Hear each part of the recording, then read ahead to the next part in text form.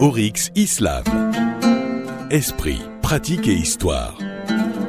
Avec Shaouki Lazar et Khaled Al-Joumaili sur Oryx FM.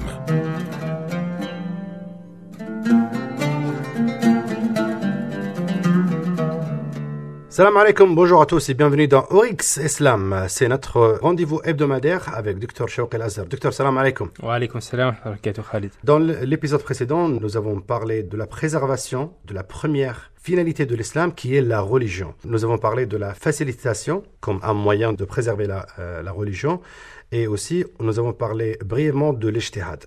Aujourd'hui, je voudrais qu'on parle un peu plus de ce moyen qui est l'ijtihad pour protéger ou préserver la religion. Oui, tout à fait. Effectivement, on a parlé de la préservation de la religion, qui est la première finalité de l'islam, parce qu'on avait dit que sans la religion, l'humain ne peut pas réaliser sa fonction existentielle selon la tradition musulmane. Pourquoi ? Parce que c'est à travers de la religion qu'il va pouvoir identifier sa fonction existentielle, qu'il va pouvoir identifier son destin en vérité, qu'il va pouvoir identifier son devenir. Et donc, la première des choses à faire pour pouvoir réaliser la fonction existentielle, c'est de préserver la religion en tant que cadre référentiel qui va guider cette fonction existentielle.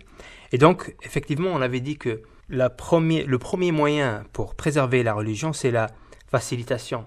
Parce que si la religion n'est pas facile, si la religion est difficile, eh bien, ce ne sera pas possible ou pas évident de continuer dans cette voie ou bien d'adhérer à cette religion. Aujourd'hui, on va parler effectivement de l'ijtihad en tant que moyen de préserver la religion. Rappelez-vous, on avait dit précédemment, quand on parle de religion, on ne parle pas de la révélation divine. On ne parle pas de cette religion qui a été révélée par Dieu, parce que c'est Dieu lui-même qui la préserve, qui la protège. C'est nous qui avons révélé ou fait descendre le rappel, donc le Coran, la révélation, et c'est nous qui le préservons, qui le protégeons. Mais ici, on parle de la compréhension humaine et de la pratique humaine. Et donc ici, on a besoin d'un effort intellectuel pour pouvoir appréhender le texte de manière correcte, avoir une compréhension correcte et adéquate du texte en tout lieu et en toute époque, et avoir une pratique cohérente et correcte aussi en tout lieu et toute époque. Et pour cela, il faut un effort intellectuel, qui est l'ijtihad. C'est qui est l'ijtihad ? Docteur Shaouki, est-ce que tout le monde peut faire l'ijtihad ?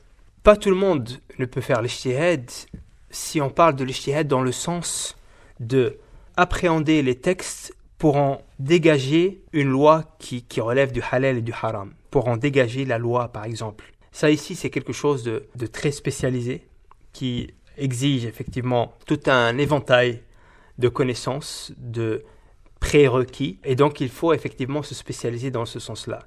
Mais après, si on parle de l'ijtihad dans un sens plus large, certains savants, comme Shatibi par exemple, disent que certaines formes d'ijtihad sont accessibles à tout le monde et tout le monde doit les faire. Par exemple, imaginez-vous qu'on en avait parlé de dérogation auparavant, vous êtes dans un désert, un cas extrême, et vous allez mourir de faim. Mais on sait que le Coran nous dit donc celui qui est dans une nécessité, il a le droit de manger par exemple du porc parce qu'il n'a rien d'autre, il va mourir de faim, mais c'est-à-dire que il ne doit pas manger plus que ce qui va lui servir à rester en vie. Il ne doit pas outrepasser la mesure. Il ne va pas faire un festin. Donc, mais le but, c'est de rester en vie.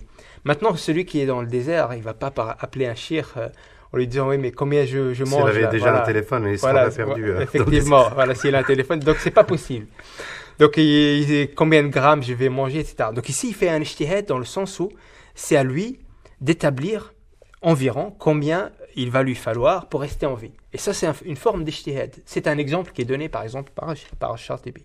Il y a d'autres exemples aussi qui sont comme ça. Par exemple, dans la prière, on sait qu'on n'a pas le droit de faire des mouvements dans la prière qui font que ce n'est plus une prière.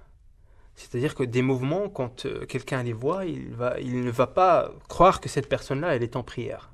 Mais ici, il n'y a pas de règle. Ça dépend de l'urf et ça dépend de chaque personne établi pour lui-même. Est-ce que ce mouvement-là, si je le fais quand on va me voir, on va estimer que je ne suis pas en prière. Parce que si on fait ça, effectivement, la prière, elle est nulle, elle est annulée. Et ça, effectivement, ça peut relever aussi de l'effort individuel. Mais il y a toujours des sources d'interprétation de la religion qui est numéro 1, qui est le Coran, et après il y a le Hadith, et après il y a des questions qui sont contemporaines, où il y a l'ijtihad qui fait vraiment la règle ici. Tout à fait. Ici, il faut comprendre une chose. Pourquoi l'ijtihad est-il un moyen pour préserver la religion ?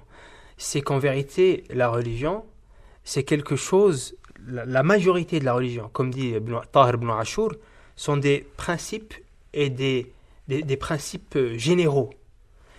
Et dans la religion, il y a très peu de détails. C'est-à-dire que la religion ne vient pas mettre en évidence tous les aspects de la vie en détail.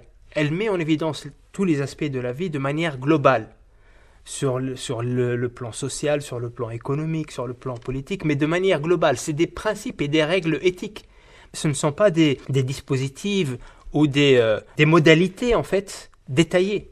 Et de ce fait, pourquoi la religion n'a pas détaillé toutes ces choses-là, mais a ramené des principes d'ordre global, c'est parce que l'histoire évolue, la vie humaine évolue. Et donc, ce qui était applicable peut-être à l'époque du prophète sallallahu alayhi wa sallam ne sera pas applicable aujourd'hui si le Coran aurait développé toutes les modalités en détail. Et c'est pour ça que l'ijtihad est de mise, parce qu'à chaque époque, eh bien, les spécialistes dans le domaine, ils vont appréhender le Coran à la lumière de leur société, à la lumière des défis auxquels ils font face dans la réalité concrète. Et de ce fait, la religion va être préservée, ses principes globaux, ces principes éthiques vont se réaliser en faisant cet ijtihad, et la religion sera préservée, sera présente dans cette réalité-là, grâce à cet ijtihad continu et renouvelé. Donc, de ce fait, effectivement, l'ijtihad, c'est central pour pouvoir préserver la religion. Donc, c'est un effort, en fait, éthico-religieux. L'ijtihad, c'est un effort intellectuel. Éthico-religieux, c'est un effort intellectuel qui a pour objectif d'identifier la volonté divine à partir de la révélation et aussi de la création. Parce que la volonté divine se trouve aussi bien dans la révélation que dans la création. Donc, afin de guider l'action humaine, afin de guider sa pensée et son action vers l'éthique. C'est ça l'ijtihad, et donc c'est central effectivement dans la préservation de la religion. Maintenant, il y a d'autres éléments ou d'autres moyens qui ont été développés par l'islam pour préserver la religion, notamment l'action sociale. L'action sociale qu'on retrouve dans plusieurs versets, par exemple le verset où Allah subhanahu wa ta'ala dit وَلْتَكُمْ مِنْكُمْ أُمَّةٌ يَدْعُونَ إِلَى الْخَيْرِ وَيَأْمُرُونَ بِالْمَعْرُوفِ وَيَنْهَوْنَ عَنِ الْمُنكَرِ. Que parmi vous, que de vous surgisse une communauté qui appelle au bien, وَيَأْمُرُونَ بِالْمَعْرُوفِ, et recommande le bien, وَيَنْهَوْنَ عَنِ الْمُنكَرِ, et déconseille ou désapprouve le mal. Donc ici, ce verset met en évidence que une des responsabilités du musulman, c'est la responsabilité sociale. D'une partie, pas tous les musulmans, parce que minkum. Mais ici, il y a débat entre les savants du tafsir. Les mufassiroun, les exégètes, ils ont divergé. Est-ce que ce verset veut dire que l'amr bil ma'ruf wa nahy 'anil munkar, c'est une responsabilité de tous les musulmans, ou c'est une responsabilité d'une partie des musulmans? Il y a divergence. Mais on trouve dans d'autres versets le fait que c'est une responsabilité pour tout le monde. Par exemple, un verset où Allah subhanahu wa ta'ala dit وَالْمُؤْمِنُونَ وَالْمُؤْمِنَاتُ بَعْضُهُمْ أَوْلِيَاءُ بَعْضٍ يَأْمُرُونَ بِالْمَعْرُوفِ وَيَنْهَوْنَ عَنِ الْمُنكَرِ.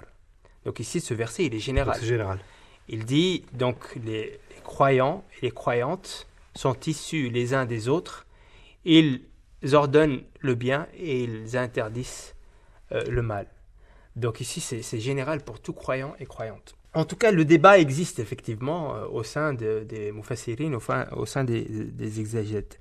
Mais l'action sociale ici, ce qu'on remarque aussi dans le verset qu'on a cité, وَلْتَكُمْ مِنْكُمْ أُمَّةٌ يَدْعُونَ إِلَى الْخَيْرِ, que parmi vous surgisse une communauté qui appelle au bien. Et le bien ici, il est indéfini. Dieu ne dit pas le bien pour les musulmans ou le bien pour les croyants. Le bien est de manière absolue pour tout le monde. Et il ne dit pas وَلْتَكُمْ مِنْكُمْ أُمَّةٌ يَدْعُونَ إِلَى الْإِسْلَامِ. Il dit إِلَى الْخَيْرِ. Donc le bien pour tout le monde. Et donc le musulman doit souhaiter le bien pour tout le monde et le bien dans l'absolu. Et ça, c'est une responsabilité sociale qui relève de tous les domaines de la vie. Donc dans tous les domaines de la vie, le musulman, il essaye de réaliser le bien sur le plan politique, sur le plan social, sur le plan économique, etc., etc. Donc il y a cet activisme éthique, en fait, cette aspiration et ce cheminement vers l'éthique sur le plan social qui sert aussi à préserver la religion. Parce que cette éthique religieuse, eh bien, elle va exister dans la société grâce à cette œuvre, à ce travail social qui est réalisé par le croyant. Mais il y a toujours ces différents degrés de l'action sociale. Même changer par la main ou changer par la parole ou bien changer par le cœur. Par le cœur. Oui.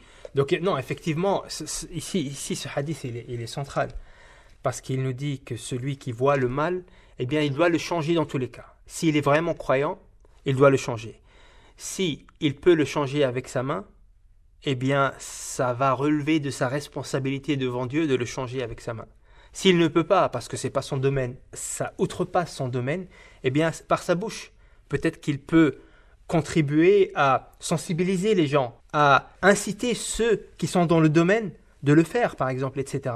Et s'il ne peut pas ni par ses mains, ni par sa bouche, le prophète sallallahu alayhi wa sallam nous dit par le cœur. Et ça, c'est le plus bas degré de la foi, par le cœur. Je ne peux rien faire, je vois le mal, je vois, je ne sais pas, la pauvreté, je vois la misère, etc.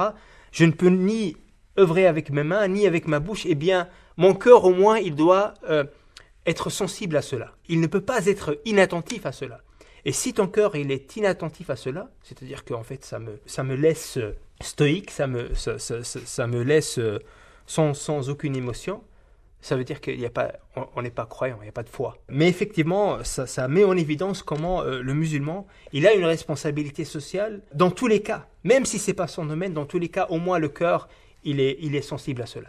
Docteur Chawqi, est-ce que si quelqu'un qui est pieux, qui est pratiquant, musulman, mais ne contribue pas à l'action sociale de la préservation de l'islam, est-ce que sa foi est complète? En vérité, le Coran nous décrit le musulman, le vrai musulman et la vraie communauté musulmane. Et nous dit « Kuntum khayra ummatin ukhrijat linnas, ta'muruna bil ma'ruf wa tanhawna 'anil munkari wa tu'minuna billah » Vous êtes la meilleure des communautés.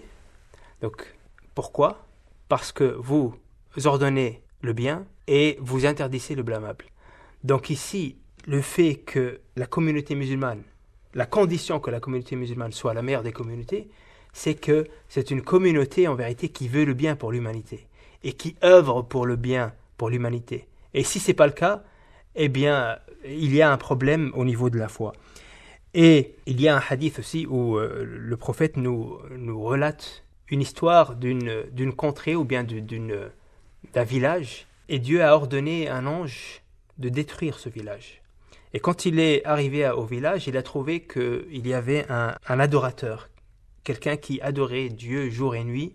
Et donc l'ange est retourné vers Dieu en lui disant « Mais parmi eux, il y a un adorateur qui t'adore. Est-ce que lui aussi, je le détruis avec le reste ?» Dieu lui a répondu « Eh bien, commence par lui. » Pourquoi ? Parce qu'il était là et il n'a pas pensé aux autres. Il n'a pas fait sa partie de la l'islam, ce n'est pas une religion, ce n'est pas une religion du sauf qui peut. C'est-à-dire que c'est pas une salvation individuelle. Je n'essaie pas de me sauver moi en oubliant tout ce qui se passe autour de moi. Et donc effectivement, ça fait partie de la foi. C'est une forme aussi de la solidarité sociale. Tout à fait. Docteur Chawqi El-Azhar, merci beaucoup. Donc c'est la fin de cet épisode d'aujourd'hui. Merci beaucoup. Merci, chers auditeurs, de nous avoir suivis. Notre rendez-vous, ça sera la semaine prochaine, Inch'Allah. Merci. À bientôt.